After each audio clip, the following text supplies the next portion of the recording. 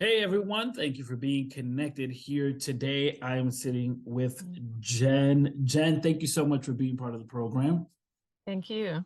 Yes, ma'am. For those who aren't aware of the work you're doing, let them know about yourself. Okay, so I am, first of all, I'm a transplant from Trinidad and Tobago, a sunny Caribbean island, and I live in Massachusetts with my husband and my son, and we do life here. We do faith, we do family, we do fun, flexibility, and all things finances. I'm a lifestyle and financial coach, helping and empowering women to transform their lives and their lifestyle so that they can leave generational legacy. So there's so much to grab from here. I'm going to start off with the back end with reference to legacy. Help us understand and define legacy. What is a healthy or appropriate definition for the word legacy? So it's interesting because I did a mini series interviewing people about what legacy means to them.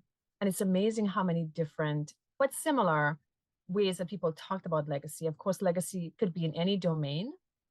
Most people think it's wealth, which is one of the ways to leave legacy. But I really believe that legacy is character and the things that you impart or impose as people see your life unfold. You know, my dad passed away last June, and I was saying at the eulogy, he left a legacy of a discipline, a legacy of prudence, a legacy of morals, and all of the things that are not really tangible, that are intangible, and what I call soft skills that I have in my life today as a result of his legacy. Now, I didn't know that that was what he was doing because I always say more is caught than taught.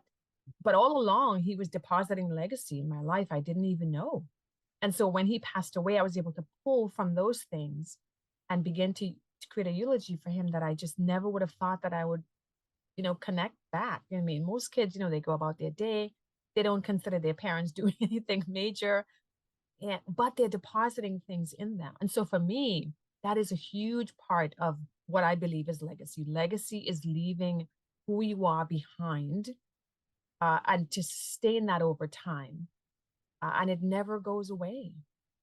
I like that idea of it's caught and not taught, right? So some of the things are easy for us to explain and or just teach, but some of the things it's part of living and just being human beings. When we talk about the harmony, well, let me present it this way.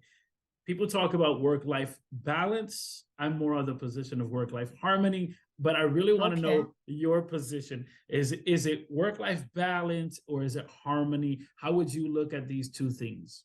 Yeah, and I love that because I'm doing a series on, designing your life your way, right? And everyone's life is so different. So for me, I like the word alignment and integration. So because for me, balance, you could never get everything balanced. Yeah, because you go through different seasons of life. This season of my life, I have a teenager who is, his needs are different. So that means my life have to look different. My business have to look different. That means I have to pause. And I have a lifestyle business. That means I work around my business. My business doesn't work around me. So I've chosen to do that just because, if I say faith, family, and fun is more important, then that is what comes first. And so I teach people to live their values. If I live my values and I'm anchored in it, that means I always come back to the why. I always come back to the anchoring point. And if I say those things are important, then my life have to show that. So that's why I really like integration and alignment instead of balance. Yeah, yeah.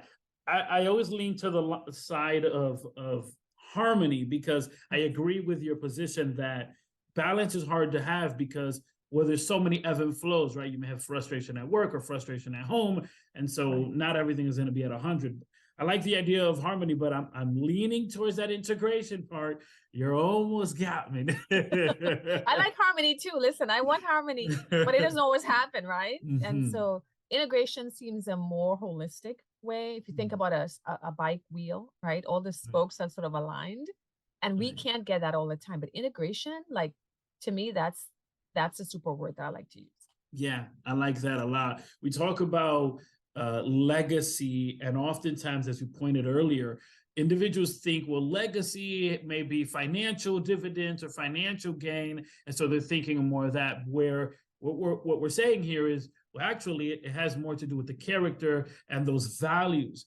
And I'm such a you preach it to the choir, Jenna. I love this idea of values and being able to define values and understand values. Talk a bit about how important values are. And for that individual that maybe is saying, I hear you, Jen, but I don't know what to integrate because I don't got no values or I don't know how to define them. Talk a bit about those strategies.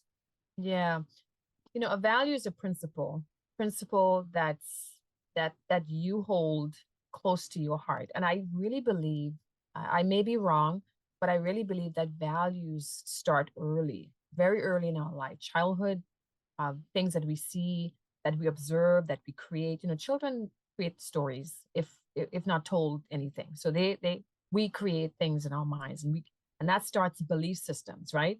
So values are things that hold near and fast to me, principles, things that we believe in. Like my family, one of our highest values is faith. It's faith. That means we do things that are connected to faith. That's our value system. And so if you say your value is family, most people's values family. What does that mean? It means that we connect. We may not talk every day, but I got your back. I got you. If you're in a hard place, family first, right? Family is what comes first. Is whatever comes that is foundational. In other words, creating a framework. If I say work is one of my values, which it isn't. I mean, I love to work, but it is not one of my highest value. Then I have to show that this is a highest priority for me. But here's what we get into dissidence.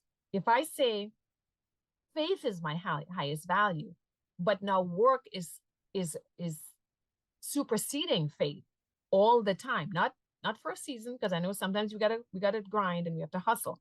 But if it's coming up all the time, I question that. And I said, there's a dissonance there. If you say this is important, then why is this showing up more? So value is a thing that anchors me and say, okay, this is important to me. Now, a lot of clients that come my way, they don't even know, you're right, how to define values and what is their values. I go back to a reverse engineer and say, okay, what's important to you? What do you want? What actually brings you joy?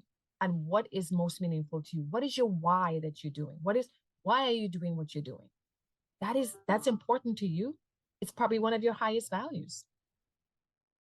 I'm just getting started and I need to save money. Inkfile gave me the best service for the best price. As a freelancer, the low startup cost is what convinced me I could actually do this. My hobby started making me money, and Inkfile helped me turn it into an online business. Inkfile formed my business for $0. Who else is going to offer you that? Inkfile.com, where your business begins. Some individuals, well, they value appearance over actually living a lifestyle within their means. For that individual that right now is trying to financially figure it out, like, they identify as a billionaire, but they're not a billionaire in real life. For that individual that's trying to integrate and actually put everything into place, what are some strategies that they can implement today to actually live that out? 9 times out of 10, that's why people come to me. I want to be debt free, but I'm going out to spend money on things that I really don't need to. Why is that? So the neuroscience of that is really mindset, right? You come down to mindset. Okay, if I say I want to be debt free, I don't have to starve or sacrifice or do anything crazy, but I have to put some systems in place in order to streamline my life so that it's integrated. And I will get to that place where I am debt free. If that's your goal, that's not your goal. Be spontaneous, carefree, do what you need to do. But if I say something, and that's where I think a lot of people appreciate coaches, because we get down to the root of the why. I'm not having conversations with people about this stuff, deep stuff. People don't want to know all this situation. In fact, my family laugh at me. They're like, you're always asking questions. I said, guess what? Questions give me answers about what it is that you say you really want to do. I mean, it's simple, but that's what I feel that people need to figure out. If I want to be a billionaire, That's fine. There's nothing wrong with that. Mm-hmm. Then what am I doing today? What tiny steps am I making? What small steps am I making to get to that place? Now, it could be many steps, but do I have a roadmap to that place? If I want to be here, and I say I want to be here, there's a big gap. What am I doing today that will get me to my future self? We talk about the beginning of the new year. Most often individuals think long term with reference to legacy, and oftentimes they either establish some New Year's resolutions or some goals, or they establish one word which will anchor everything they do in the year. My question to you is, where do you lean on that spectrum? Oh my gosh. So resolutions, I toss it out. I really don't go for that. Interestingly enough, 3 years ago, I started one word. I didn't believe in it. I was like, that's so poo-poo. That's like so trendy. But listen to me. I started one word actually 2 years ago, and it has been surprisingly beneficial. I say that because my word last year was gratitude. I cannot begin to tell you how many trials I had last year that, guess what, forced me to go back to that word. I was blogging gratitude. I was journaling gratitude. I was doing live gratitude with others and myself. There was gratitude all over the place. And I've never had more trouble than last year. I mean, I had major surgery. My father died. I had a car accident. You name it. And every time I wanted to complain, every time I wanted to feel sorry for myself, every time I wanted to blame someone, that word anchored me. Listen, I did not even think about that. It's amazing. This word, my year is calm, and I'm nothing but calm. So, and this year too, trouble is already started, right? So my point is, I'm not for resolutions, because I don't think, as a health and wellness coach for years, and I worked with a lot of people with their resolutions, and by February, a lot of them dropped off because the sustaining power of consistency is the key to success in my book, right? If you are consistent, literally, that is a game. That's 50% of your success. Just be consistent. Okay. So I believe in intentions. I believe in setting intentions. You know why? Because you can always change it. I believe in setting intentions. I love that. I love that. So you have a word that you use for every year. I've even seen some individuals that would maybe try to, and what I'd like to do here at least, is if you could encapsulate your life and your life's work in one word, what would that one word be? That is very hard.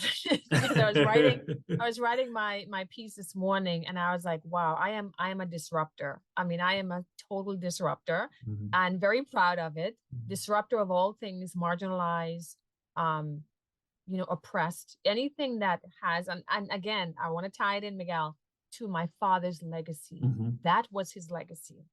And so I have a piece of his DNA in me, because I fight for the underdog.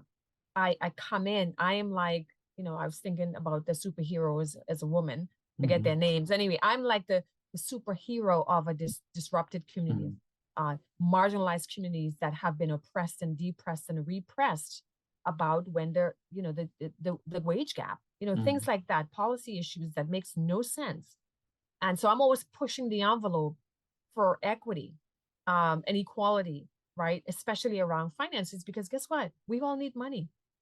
There's nowhere in the world that you don't need money.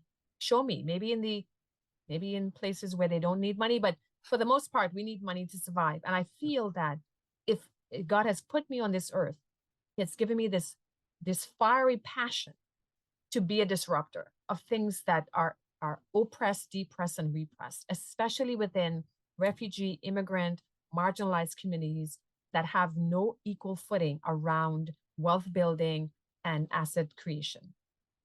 So I don't know if that answered your question, but yeah, certainly. The word for your life is disruptor, which is a powerful word. It's a powerful word, right? And as you said, right, putting faith is such a high part or high value in your life, where you said, yeah, if God has given me this fire, then yeah, how am I not going to be a disruptor? So that's right. That. and by the way, I'm a disruptor, but I obey the law. Right. Right. I'm not outright rebellion for no reason. No, you're I obey not reckless. If it doesn't make sense, I'm pushing the envelope. Right, right. You're not reckless. That's right. Correct. I'm reasonable. I understand. Jen, for those who are connected and want to connect with you, how could they do so? Okay, awesome. Listen, I have a website, JenInspiringCoach.com. My handles on IG and Facebook is the same thing, JenInspiringCoach.com. I am considering doing a podcast, but again, maybe it's not the right season. I love to talk and I love to engage with people. So I'm trying to convince my engineer husband to do a podcast with me because we do marriage and money. Awesome. And so I wanted to sort of do that, especially within the minority communities where we don't talk about money, right? Or we don't communicate about money. I wanted to make it a really nice sort of armchair conversation as a way for people to feel comfortable about talking about money. So we'll see. It's not in this season, but it's coming. Well, certainly when it arrives, let us know. Join Of the course. conversation. We definitely want to support you in that journey. For sure, for sure. Jenna, thank you It's so a pleasure. much. Thank you so Yes. much for inviting me. Thank you.